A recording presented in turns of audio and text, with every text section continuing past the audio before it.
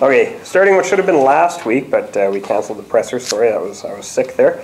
But it's Black History Month. So in celebration of Black History Month, VicPD retells the story of the Black Constables. The Black Constables were amongst the first officers to patrol the city streets in the 1800s. In April of 1858, a small group of black immigrants arrived in Victoria, fleeing the racial attitudes of pre-Civil War California. The men became members of the first organized police unit in Victoria. The Black Constables performed their tasks admirably, but unfortunately faced the same racial prejudices they hoped to escape and leave behind. Their service ended after approximately 2 months in Victoria. The story of the Black Constables was researched by Constable Jonathan Sheldon, and a uniform recreation was provided by Kathleen Cantillon. The uniform display is now in the lobby of VicPD headquarters, and more information is available in the VicPD Museum and in the gift shop. The display was funded by the Victoria Police Diversity Unit and the VicPD Historical Society. And the full story on that is available online on our website. Who did you say the officer was who did the research? Jonathan Sheldon, Constable Jonathan Sheldon. All right, yesterday being Super Bowl, we had a busy day. By all accounts, thousands of Victoria and Esquimalt residents partook in yesterday's Super Bowl festivities. Our officers reported downtown bars and restaurants jam-packed with people enjoying the big game. Annually, it's one of the largest days for beer consumption.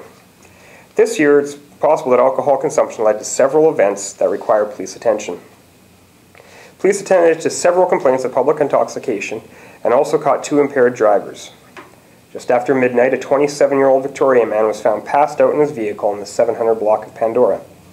And shortly afterwards, a 20-year-old Oak Bay woman failed a roadside sobriety test near Fort Street and Richmond Avenue. In both instances, the impaired driving complaints were called in by citizens. So we'd certainly like to thank the public for the efforts in keeping our roads safe. Also, just after midnight, there was a bar fight at Sopranos at 1961 Douglas Street. 24-year-old Saanich man was arrested for assault causing bodily harm. He had knocked out 2 other men in some form of altercation. One was hit inside the bar and the other outside. One of the men had to be taken to hospital where he was released this morning. The suspect was released on a promise to appear for March 19th, and the assault remains under investigation. Now, we don't know if these events are directly tied to any type of Super Bowl party, but with the increased consumption throughout the city, it did contribute to a busy night for VicPD. Did you have any roadside, roadblocks? The check stops, no. Traffic section was not up. I don't know if the Integrated Road Safety Unit was or not, but our officers were not. And you say like the 2 who were arrested, they were from the people calling it in. So was Yes. the second woman, like, was she driving erratically or something? Yes, yeah, driving pattern on her. And the guy who's passed out in his car, why is that a problem? Because he was drunk and passed out in his car. So, it's illegal to be in your car passed out? Care and control of a motor vehicle includes if you have the keys with you in the ignition, any of that stuff. Okay. Yeah, so that certainly counts. And that's the 27-year-old man for the Sopranos fight. He was charged with 24-year-old Saanich man. He's charged with Assault causing bodily harm.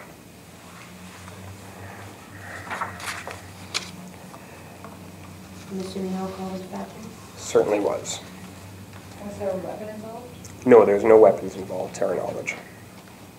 Still looking to interview the victim, especially the one that was released from the hospital this morning, so we have to make touch base with him and get a statement. At the time, he was not very cooperative, but we don't know if that was due to his state of mind or the injury or what. Rough age on the victims? They were in their 20s as well, I believe. All right. A 20-year-old Langford man faces a variety of charges following reports of a fight at McDonald's Saturday night. Jason Hare was arrested by VicPD officers on View Street after fleeing the Douglas Street restaurant. Hare fought with officers upon arrest, and the subsequent search found a knife and a stash of marijuana. The knife could easily be described as a flick-open knife, making it a prohibited weapon under the criminal code. Hare had to be treated by paramedics and taken to hospital after he sustained a large cut on his head after repeatedly bashing it himself against the wall while he was being handcuffed.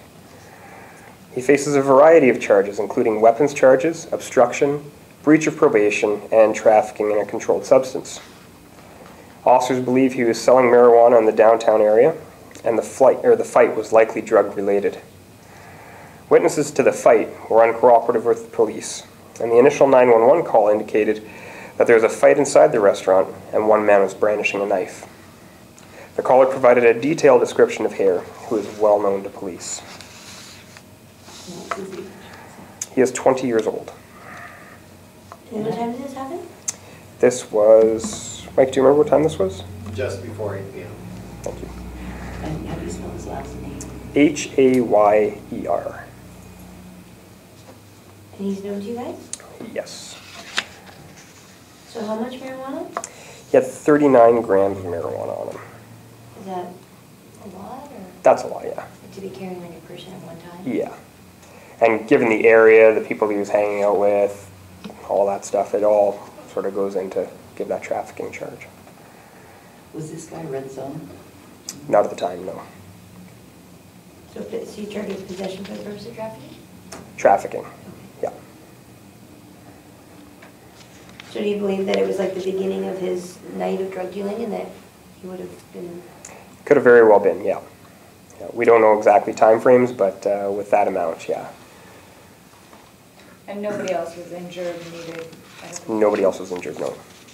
It appeared that the fight was a verbal altercation at the start when we got the initial call, but that he did have a knife in his hand, so that's when we were called. So that he was doing the drug deal inside McDonald's? Don't know for sure, but that is where the fight started, was inside McDonald's.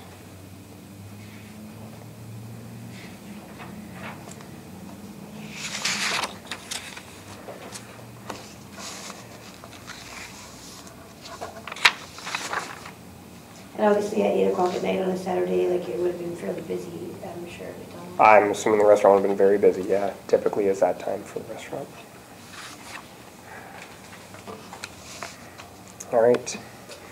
And the last one is VicPD is requesting the public's assistance in locating a missing Victoria man, Justin Storms. The 35-year-old was last seen on Thursday night near his residence in the 1400 block of Fort Street. Family and friends are concerned for his whereabouts. He's described as a white man, approximately 5'8", with a stocky build and weighing approximately 200 pounds. He has long brown hair and is usually clean-shaven. A recent photo, like I showed, accompanies the release here. Officers investigating the case believe he may have left Vancouver Island, but he's also known to frequent area beaches. If anyone has information about the whereabouts of Storms, they're asked to contact the VicPD non-emergency line at 250-995-7654. So did you say when he was last seen? I know you said where? Thursday night. Yeah.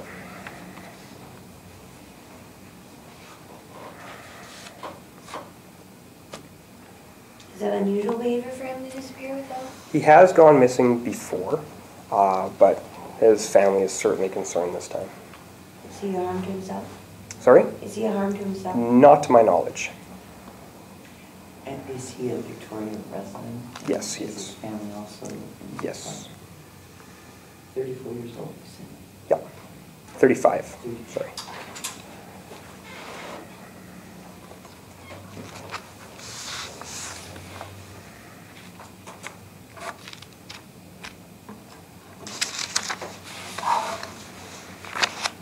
And that's it for today. Does anybody want a hard copy of the photograph? I'll send it out electronically as well. But And will it be posted on the site? yeah. Can I ask you about the long gun registry? Because that was an issue that was brought up in Saanich. I know obviously you guys are involved in the investigation, but as a police department, what's the police department's position about the usefulness of a long gun registry? And I know that there's controversy, the conservatives want to scrap it and other people want to keep it. Hasn't it been scrapped already? Is it scrapped? Oh, yeah. Yeah. There we go.